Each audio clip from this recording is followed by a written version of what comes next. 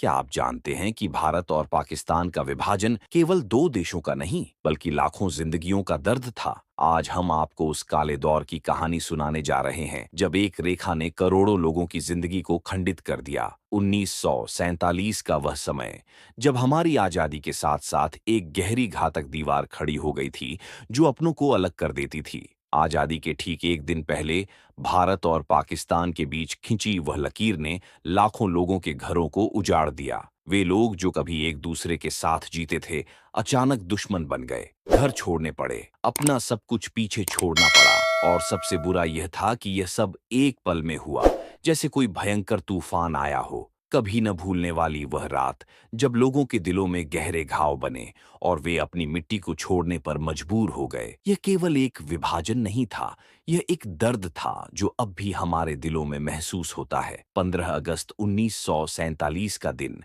भारत के लिए एक नई शुरुआत लेकर आया था, जब देश को अंग्रेजों से आजादी मिली थी। लेकिन इसी आजादी के साथ अंग्रेजों ने एक ऐसी आग लगा दी थी जिसकी लपटों का असर आज भी महसूस किया जा सकता है।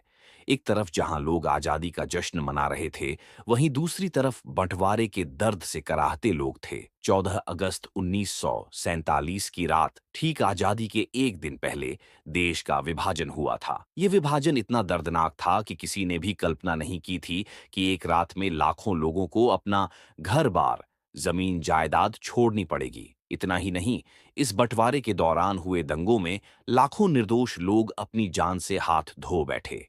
यह इसलिए भी याद किया जाता है क्योंकि 14 अगस्त की काली रात को याद कर लोग आज भी सिहर उठते हैं। लोग इसे भूल नहीं पाते। विभाजन के बाद दोनों देशों की जनता को धर्म के हिसाब से भारत या पाकिस्तान चुनने का विकल्प मिला था। बताते हैं कि इस बंटवारे की वजह से 1 करोड़ से ज्यादा लोग अपने अपने घरों को छोड़कर दूसरे देश में चले गए थे। भारत से 72 लाख 26 हजार मुसलमान पाकिस्तान गए थे, जबकि 72 लाख 49 हजार हिंदू और सिख पाकिस्तान छोड़कर भारत आ गए थे।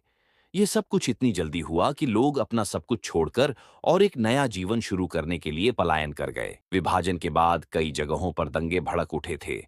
इन दंगों में अनुमानित तौर पर 10 से 15 लाख लोग मारे गए थे और लगभग 75 हजार से 1 लाख महिलाओं के साथ बलात्कार, हत्या और अपहरण की घटनाएं सामने आईं। 14 अगस्त 1947 को लाहौर से अमृतसर के लिए एक ट्रेन रवाना हुई थी, लेकिन इस ट्रेन में एक भी जिंदा इंसान नहीं था। ट्रेन में सवार हिंदू और सिखों का कत्लेआम कर दिया गया था। जब इस घटना की खबर पाकिस्तान के शहरों जैसे कराची और लाहौर तक पहुंची, तो उन्होंने भी बदले की भावना में आकर अमृतसर वाली ट्रेन पर हमला कर दिया। पटियाला स्टेशन पर एक ट्रेन पर हमला हुआ जिसमें एक महिला और एक बच्चे की मौत हो गई। फिर जैसे ही यह खबर पाकिस्तान में फैली, वहां भी बदला लेने का सिलसिला शुरू हुआ। इस तरह दोनों देशों के बीच के रिश्तों में घनघोर नफरत के बीज बो दिए गए थे। 18 जुलाई 1947 को भारतीय स्वतंत्रता अधिनियम को मंजूरी मिली और इस दिन से ही अंग्रेजों ने देश के विभाजन की योजना बनाई। अंग्रेजों ने भारत और पाकिस्तान के बीच सीमा निर्धारित की और इसके लिए उन्होंने लॉर्ड माउंटबेटन को जिम्मेदार ठहराया। जब विभाजन का फैसला लिया गया, तो भारत और पाकिस्तान के बीच केवल जमीन और संपत्ति का ही बंटवारा नहीं हुआ, बल्कि रेलवे स्टेशन, सरकारी दफ्तरों की फर्नीचर, किताबें और स्टेशनरी तक का भी बंटवारा हुआ। भारत को पाकिस्तान के 20 करोड़ रुपए की पहली किश्त दी गई थी, लेकिन जब पाकिस्तान ने कश्मीर पर हमला किया, तो भारत ने बाकी की राशि रोक दी। महात्मा गांधी ने इस पर अपना विरोध जताया था और पाकिस्तान को बाकी राशि देने के लिए अनशन पर बैठ गए थे। उनका मानना था कि दोनों देशों के रिश्ते अच्छे रहने चाहिए और पैसा देने से ही वे रिश्ते बेहतर हो सकते थे। भारत और पाकिस्तान का विभाजन वाकई में इतिहास का काला हिस्सा है, जिसको याद करने से आज भी रोंगटे खड़े हो जाते हैं। लोग इस फैसले को गलत मानते हैं क्योंकि यह सिर्फ दो देशों का विभाजन नहीं था, बल्कि करोड़ों लोगों की जिंदगी का भारी नुकसान था। अगर आपको यह कहानी दिल को छूने वाली लगी हो